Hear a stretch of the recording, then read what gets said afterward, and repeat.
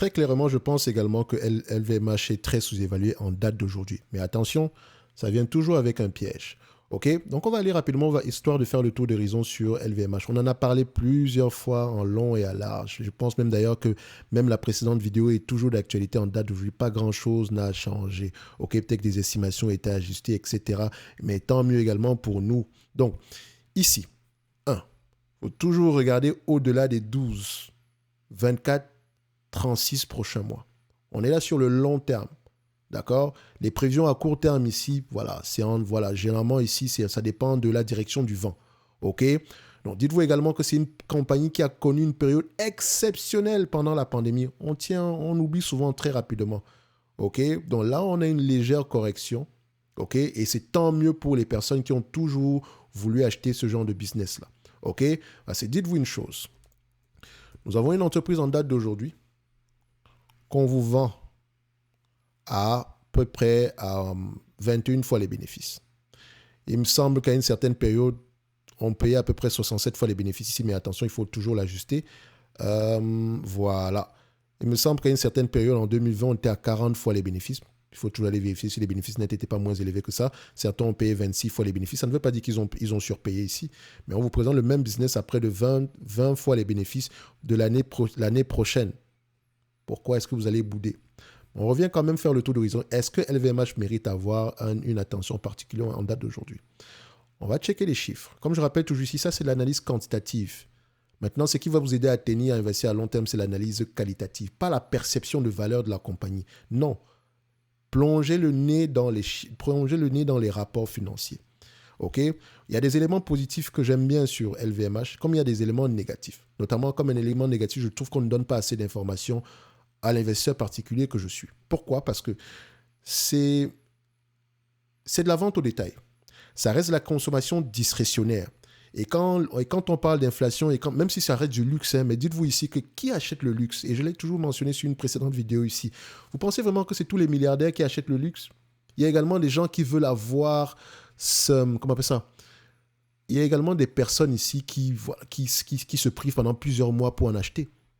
Quel est le pourcentage de ces personnes-là sur le chiffre d'affaires de LVMH? Vous n'aurez jamais cette information-là. Et encore, est-ce que vous en avez besoin? Pas vraiment. Mais il ne faut pas oublier que ces gens-là également existent.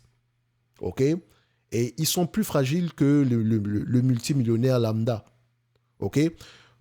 Encore qu'il ne faut pas être juste multimillionnaire pour avoir du LVMH. Je pense que pour pouvoir acheter du LVMH régulièrement, il ne faut pas juste être multimillionnaire. Il faut être, voilà. Parce qu'avoir une centaine de milliers d'euros par an en termes de revenus, c'est déjà une bonne chose. OK? Ici également, il faut questionner la distribution du produit. Comment est-ce que LVMH vend la marchandise en question? Parce que quand on parle de consommation discrétionnaire, quand on parle de vente, parce que ça reste un détaillant, comment est-ce qu'ils vendent ce produit? Est-ce qu'ils le vendent en propre, en magasin propre? Si c'est le cas, j'ai besoin du same store sale, de l'évolution de vente des magasins comparables. Si je n'ai pas cette information-là, ça veut dire que je ne saurai jamais quand il y a un ralentissement. Parce que le same store sale ici, en fait, une entreprise comme celle-ci peut booster le revenu en ouvrant de nouveaux magasins. OK? Juste en ouvrant de nouveaux magasins. Mais qui est-ce qui me dit que les magasins précédemment ouverts sont de plus en plus rentables? Parce que c'est le but, en fait. Quel est le volume? Enfin, pour le volume de vente ici au mètre carré, on peut juste ici, je pense qu'elle donne également le nombre de magasins, quelle est ici la surface moyenne de ces magasins-là. On peut retrouver cette information-là. Et on essaie de comparer par rapport aux entreprises ici dans le même secteur d'activité. On suivait également l'inventaire. OK? On suivait également ici comment on appelle ça? L'inventaire. Enfin, on a déjà parlé d'inventaire ici. On peut également voir la conversion en cash de cet inventaire-là. Combien de temps ça prend ici pour convertir cet inventaire-là en cash? Ça peut être une métrique très importante. Allez regarder le CCC. Cash Conversion Cycle, un truc comme ça. Vous pouvez regarder ça également. Et quand vous allez comparer le CCC ici, moins c'est élevé, mieux c'est. Dans le sens où l'inventaire actuel, l'entreprise prend moins de temps ici pour convertir cet inventaire-là en cash. Vous allez voir ici, par exemple, que quand vous allez regarder cette métrique-là, Kering est mieux placé que LVMH à ce niveau-là. Kering n'a pas de si mauvais résultats que ça. Quand on regarde bien, on a une très belle évolution positive, surtout quand on va regarder les ratios spécifiques aux compagnies dans la vente au détail. On ne va pas le faire ici aujourd'hui. D'accord? Je vais passer ici. On va prendre le temps un jour de parler des ratios spécifiques aux entreprises, liés aux entreprises dans le segment de la vente au détail. Alors, revenus, croissance des revenus, on aime ça. Quand on parle de pricing power, on veut d'abord la stabilité des marges brutes. Et quand on parle de pricing power, on parle de moat. Quand on parle de pricing power, on parle de moat. Quand on parle de moat ici, la finalité d'un moat, c'est au moins, enfin la finalité, premièrement, la finalité, c'est pouvoir augmenter les prix. Mais le but, enfin la finalité, c'est augmenter les prix, mais une entreprise peut avoir un moat tout en ayant des marges stables. OK? Quand on augmente les prix ici, est-ce que ça nous permet d'augmenter les prix, augmenter les marges ici? C'est le but en fait. OK? Donc, le but premier, quand on regarde une entreprise qui a un moat ici, on questionne d'abord la stabilité des marges avant d'aller regarder l'augmentation de ces marges-là. Si vous regardez une entreprise une vingtaine d'années et qu'elle a le même niveau de marge nette, marge brute, marge EBITDA, etc., il y a quelque chose d'intéressant. Parce qu'à long terme, une entreprise va toujours rencontrer une difficulté et les marges peuvent avoir tendance à être attaquées par les différents concurrents. OK? Donc, quand une entreprise arrive déjà à maintenir ses marges, c'est déjà intéressant. Comme je le mentionnais tantôt sur Stanley Black & Decker. Enfin, d'aucuns pensent que Stanley Black & Decker est une mauvaise entreprise. Parfois, enfin, je parle de moat ici parce que j'ai eu une question dans ce sens-là. Le minimum déjà pour une entreprise qui a un moat ici, c'est la stabilité des marges. Maintenant, vous pouvez questionner la durabilité du moat en question, la spécificité de ce moat en question. Parce qu'en fait, c'est bien de savoir qu'il y a un moat, mais c'est lequel en fait parmi les moats? Quel type d'avantage concurrentiel on a? Est-ce que c'est coût de production? Est-ce que c'est l'effet de réseau? Est-ce que c'est la taille de l'entreprise, les économies d'échelle? Est-ce que c'est le coût de commutation? Est-ce que c'est l'intangible? Intangible, ça veut dire, par exemple, LVMH, l'avantage, le mot ici, c'est quoi? C'est plutôt l'intangible. Donc, à ce niveau-là, c'est la spécificité de cette marque-là. C'est la spécificité de LVMH, c'est intangible. OK? Donc, son mot ici est intangible. C'est la perception de valeur des marques ici. Et pour une perception de valeur des marques ici, il faut également qu'il y ait une bonne stratégie derrière. Parce que si LVMH commence à se vendre ici dans tous les petits magasins de quartier, la perception de valeur ne sera plus la même. C'est pour ça que le luxe abordable n'existe pas. Soit on est luxe, soit on ne l'est pas. On ne fait pas les soldes dans le luxe. Quand on veut faire les soldes, on se cache. Okay? Donc, il y a une certaine stratégie à adopter. C'est pour ça que vous allez comparer, par exemple, Porsche et Ferrari, ce n'est pas la même chose. Ce n'est pas la même chose du tout. OK? Excusez-moi de bavarder comme ça, c'est juste que... Enfin, je considère toujours que c'est ce qui est... C'est pas trop l'évaluation qui m'intéresse, en fait, quand je veux regarder une entreprise. C'est à peu près, déjà, ce qu'elle fait, quels pourraient être les éléments à aller regarder derrière, la stratégie, etc. Parce qu'on a souvent tendance à comparer les pommes et les patates. OK? Donc, il faut faire attention. Tous les business ne sont pas logés à la même enseigne. Donc, comme je l'ai dit tantôt, LVMH ne me donne pas toutes les informations. Comme je l'ai dit, je voulais le same-store sale est important pour moi. La distribution ici, je sais qu'elle contrôle sa distribution, donc c'est-à-dire que j'aimerais avoir les ventes de magasins comparables. Bref, croissance des revenus, on l'a vu. Les marges brutes, qu'est-ce qu'on a? Premier niveau ici, c'est la stabilité des marges. D'accord? Sur les 20 dernières années, 65%. Sur les 10 dernières années, 65%. Sur les 5 dernières années, 66%. Sur les 3 dernières années, 68%. Donc de 65 à 68, ça fait quand même 3% en supplément. OK, en termes de chiffre d'affaires, mais en termes de bénéfices nets, ça sera quelque chose de totalement différent. Donc là, on a une évolution des marges.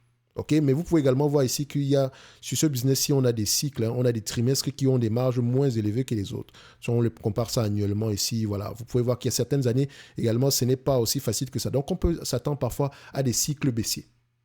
Mais les marges qu'on a actuellement, c'est la première fois qu'on a des niveaux de marge aussi élevés. Et vous pouvez voir aussi qu'il y a une pente haussière. Donc, on a dit qu'on a peut-être un programme d'augmentation des prix ici, établi depuis plusieurs mois, plusieurs années.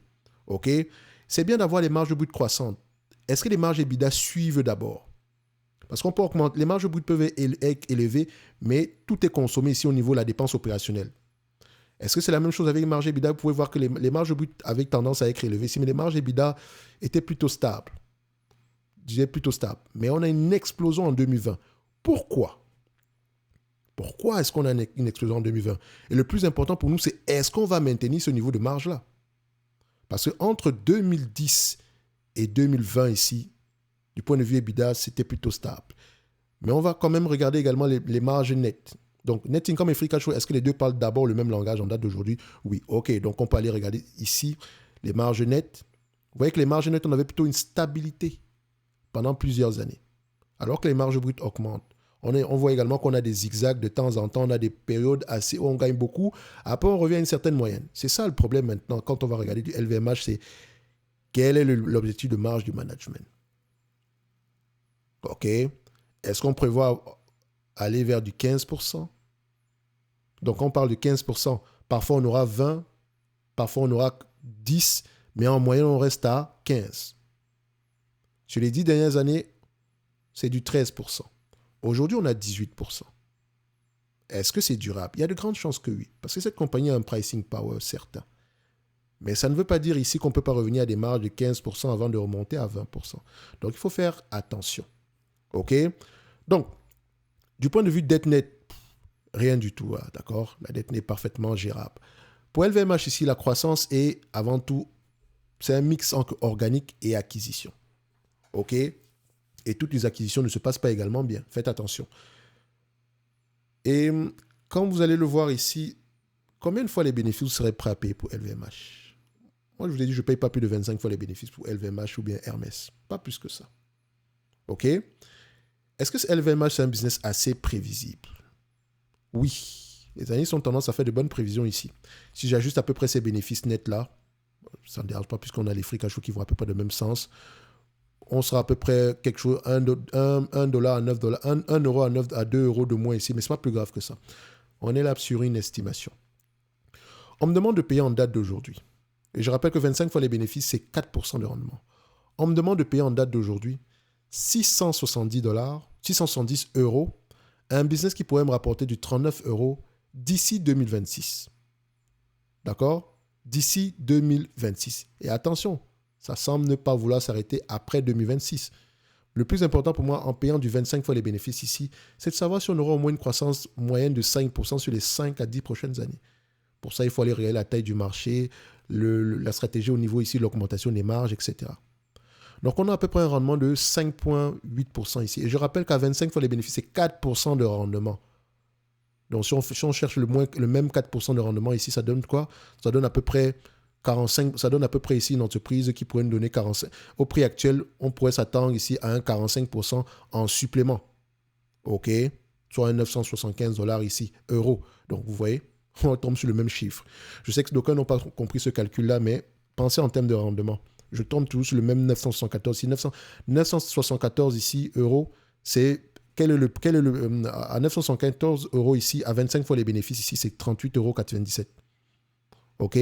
Donc, au prix actuel, c'est intéressant. Mais les hypothèses derrière ce prix à 900, cet objectif de prix à 975 euros ici, ou 974 euros ici, c'est quoi? Maintien des marges, parce que ici, vous ne savez pas quelles sont les marges qui ont été prises en considération. OK? Maintien des marges au moins stables. D'accord? Dette gérable et un marché plutôt, disons ici, un environnement macroéconomique plutôt sain. Parce qu'en période difficile, elle également va connaître un ralentissement. Même si les gens pensent que le luxe, ça ne baisse jamais, oui, ben, le luxe peut connaître un léger ralentissement. 2008, c'est arrivé. C'est une récession, ça va baisser. C'est pour ça qu'on ne va pas payer n'importe quel prix. Non plus. Donc, je dirais qu'aujourd'hui, ce n'est pas si fou que ça de payer cette compagnie à ce prix. OK? Ce n'est pas si fou que ça. Après, ce n'est pas l'opportunité du siècle, mais ce n'est pas si fou que ça non plus. OK? Donc, pour moi, je pense que LVMH pourrait être intéressante au prix actuel. Évidemment, je n'irai pas avec 5% de mon capital sur LVMH. C'est une belle entreprise. Si vous me demandez mon prix ici, pour aller à 5% de mon capital, il va falloir qu'on vienne me chercher aux alentours de 585 à 500 dollars, à 500 euros par là. OK? Mais au prix actuel, je me laisserai également tenter, tout simplement parce qu'on n'est pas à l'abri d'une prochaine acquisition. On n'est pas à l'abri d'une augmentation des marges ici. Donc, ce n'est que mon point de vue et non un conseil d'investissement. Une fois on s'est, entre parenthèses, assez masturbé avec les chiffres, c'est le moment de faire parler ces chiffres-là. Il faut lire les rapports financiers et écouter les conférences call. C'est à ce niveau-là que se trouve la bonne information. OK? Ce n'est plus le moment de regarder les chiffres de toute façon. Ils sont bons. Ils pourraient même fluctuer à la hausse comme à la baisse. Mais voilà. On voit ici que LVMH, comment est-ce qu'elle distribue le produit? Est-ce qu'elle peut augmenter les prix? Quels sont les segments d'activité qui sont en plein ralentissement en date d'aujourd'hui? Quelle est la taille du marché? Quelles sont les dernières acquisitions ici, histoire de voir quel est le portfolio, quel est le segment d'activité que LVMH veut renforcer en date d'aujourd'hui. Et ça peut vous permettre de commencer à identifier les targets. D'accord? N'oubliez pas qu'en lien dans la description de la vidéo, vous avez les notes d'analyse, l'accès au service de notes d'analyse ici gratos jusqu'au 29 du mois de février. Moi, je lis les rapports financiers, j'écoute des conférences call sur les entreprises qui, moi, m'intéressent et qui sont sous-évaluées, selon moi, au prix actuel. D'accord? Je vous les présente. Vous en aurez à peu près une dizaine ici jusqu'au 29 du mois de février. OK? Maintenant, si ça vous intéresse, vous lisez les rapports financiers, vous écoutez les conférences call. Et si vous avez des questions au sein du service Top Analyse, on est là pour y répondre. Parce que le but ici est d'investir à long terme et surtout de faire parler les chiffres. Comme je dis toujours ici, l'analyse, ce qu'on fait généralement, c'est l'analyse quantitative.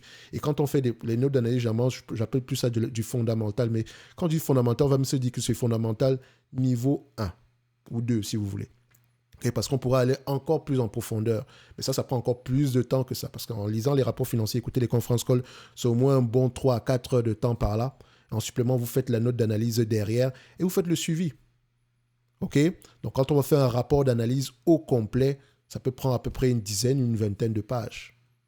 Parce qu'on va questionner la distribution, on va regarder le management ici, on va regarder ici la taille du marché, les différents compétiteurs, l'évolution des marges ici, les derniers soucis, voilà.